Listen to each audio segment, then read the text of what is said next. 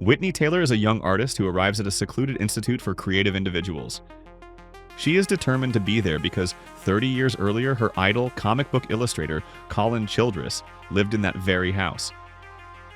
He allegedly killed someone and died in a fire himself. Whitney discovers Childress's belongings in the basement, including hints about a comic book he had been working on before his death. Deciding to finish it, she accidentally summons a demon that literally feeds on creativity, unfortunately by killing those who possess it. In the mid-1980s, the horror genre was shaped by several distinct trends, one of the most popular being semi-comedic monster killer movies. Audiences fell in love with them after the success of Joe Dante's Gremlins, and independent studios quickly jumped on the bandwagon. Within just a couple of years, films like Ghoulies, Critters, Troll, and many others appeared. Of course, they were made on far more modest budgets than Gremlins, but followed the same formula. A scary monster brought to life through a combination of costume, animatronics, and practical effects. A carnival of violence and deaths, and a heavy dose of self-irony and dark humor. Cellar Dweller doesn't stand out as the most successful of these films. It's more interesting as a case study, essential viewing for anyone interested in the history of B-movies. The screenplay was written by Don Mancini, who would later create Child's Play and the killer doll Chucky. However, the project ended up in the hands of Charles Band and his company Empire, which was known for reworking scripts, often simplifying them as much as possible to cut costs. After Empire's producers took scissors to his script and reduced his story to something barely recognizable, Mancini demanded that his name be removed from the credits. Director Carlo Buechler, however, did not rebel. Already an established master of makeup and practical effects, Buechler wanted to expand into directing.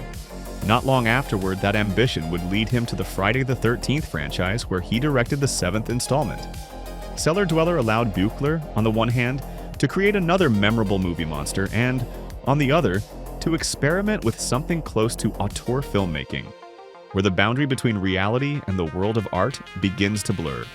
At first, Whitney draws the monster, but before long, reality itself seems to start drawing around him. It's clear that in script form, Cellar Dweller was a far more inventive film, but many of the more production-heavy ideas were cut. The finished movie feels repetitive and somewhat dull, despite its modest 77-minute runtime. Still, it's propped up at every turn by built-in crutches. Cult favorite Jeffrey Combs, of Reanimator fame. In the prologue, the monster itself, which can barely move on screen due to budget constraints but looks quite appealing standing still. Some nudity, and Debrah Farentino as Whitney. Farentino would go on to appear in several major films in the 90s, but here she serves mostly as attractive, if still decorative, window dressing. Band didn't even attempt to push Cellar Dweller into theaters, releasing it straight to video. It's not the kind of film people mention first in conversation, yet without movies like this, the history of 1980s horror would be incomplete. The industry and the genre itself trained on films like these. They were fueled by them, sustained by them. Today, they're seen as non-essential but charming artifacts of their era, trinkets whose greatest virtue is transporting viewers back to a time when things felt much simpler and somehow more honest.